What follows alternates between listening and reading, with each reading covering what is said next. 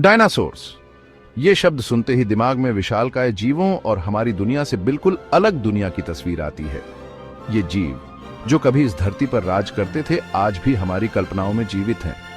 180 million साल तक ये धरती के निर्विवाद राजा थे। उनकी शक्ति और प्रभुत्व ने उन्हें इस ग्रह का सबसे प्रभावशाली जीव बना दिया था। ये शानदार जानवर, कुछ बड़े कुछ छोटे, पूरे ग्रह पर घूमते थे। हर कोने में, हर महाद्वीप पर इनकी उपस्थिति महसूस की जा सकती थी। ये प्राचीन समुद्रों में तैरते थे और प्रागैतिहासिक आसमान में उड़ते थे। जल और वायु दोनों में इनका साम्राज्य था। डायनासोर का युग जीवंत जीवन का समय था। हर दिशा में जीवन की हलचल थी और हर प्रजाति का अपना महत्व था।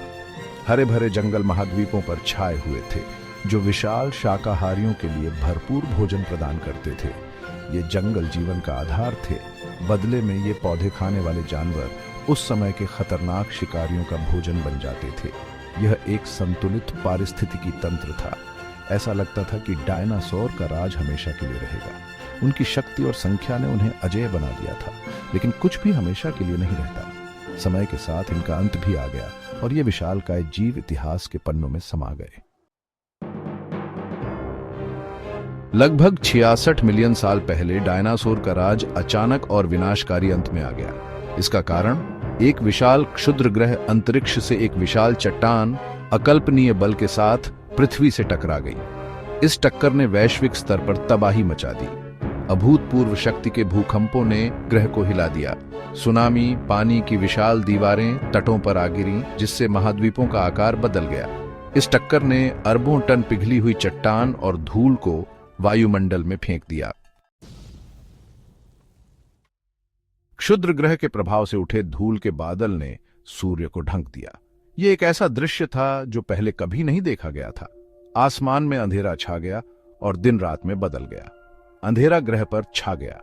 यह अंधेरा केवल कुछ घंटों या दिनों के लिए नहीं था, बल्कि हफ्तों और महीनों तक बना रहा। तापमान गिर गया, जिससे दुनिया एक लंबी, अंधेरी और ठंडी अवधि में चली गई। यह ठंड इतनी तीव्र थी कि कई जीव जंतु और पौधे इसे सहन नहीं कर सके। प्रभाव से उत्पन्न अत्यधिक गर्म मलबे से महाद्वीपों में जंगल की आग भड़क उठी। ये आगें हफ्तों तक जलती रहीं, जिससे और भी अधिक धुआं और राख उत्पन्न हुआ। लेकिन क्षुद्र ग्रह ही एकमात्र अपराधी नहीं था। इसके प्रभाव के साथ साथ अन्य प्राकृतिक आपदाएं भी सक्रिय हो गईं। लगभग उसी समय बड़े पैमाने पर ज्वालामुखी विस्फोट से लावा और जहरीली गैसें निकल रही थी। ये विस्फोट वातावरण में और भी अधिक विषाक्तता फैला रहे थे।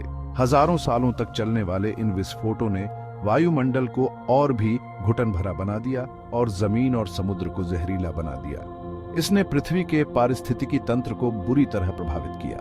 क्षुद्र ग्रह के प्रभाव और ज्वालामुखी गतिविधि का संयोजन पृथ्वी पर जीवन के लिए विनाशकारी साबित हुआ।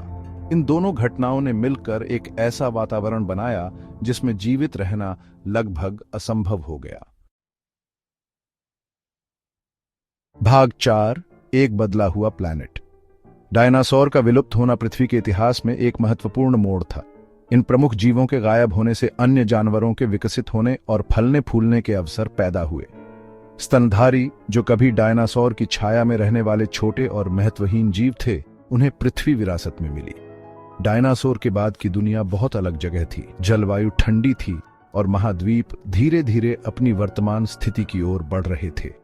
लाखों वर्षों में पृथ्वी पर जीवन विविधतापूर्ण और अनुकूलित हुआ, जिससे आज हम पौधों और जानवरों की अविश्वसनीय श्रृंखला देखते हैं। भाग 5, पत्थर में एक विरासत। डायनासोर भले ही चले गए हों, लेकिन उनकी विरासत जीवित है। उनके विशाल कंकाल और पैरों के निशान हमें उनके अस्तित्व की याद दिलाते हैं। लाखों वर्षों में जीवाश्म बनी उनकी हड्डियां दुनिया भर में बिखरी हुई हैं। ये जीवाश्म हमें उनके जीवन और उनके समय की जानकारी देते हैं। ये कीमती अवशेष हमें एक खोई हुई दुनिया की झलक प्रदान करते हैं और पृथ्वी पर जीवन की कहानी को जोड़ने में हमारी मदद करते हैं। वैज्ञानिक इन अवशेषों का अध्ययन करके अतीत के रहस्यों को उजागर करते हैं। डायनासोर का विलुप्त होना जीवन की नाजुकता और सभी जीवित चीजों के परस्पर संबंध का एक शक्तिशाली अनुस्मारक के रूप में कार्य करता है। यह हमें सोचने पर मजबूर करता है कि कैसे एक घटना ने पूरी प्रजाति को समाप्त कर दिया।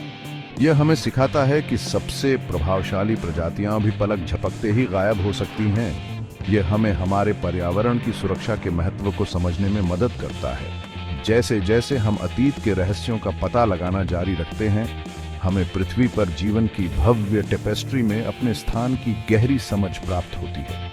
यह खोज हमें सिखाती है कि हम भी इस विशाल और जटिल प्रणाली का एक हिस्सा हैं और हमें इसे संरक्षित करने की जिम्मेदारी है।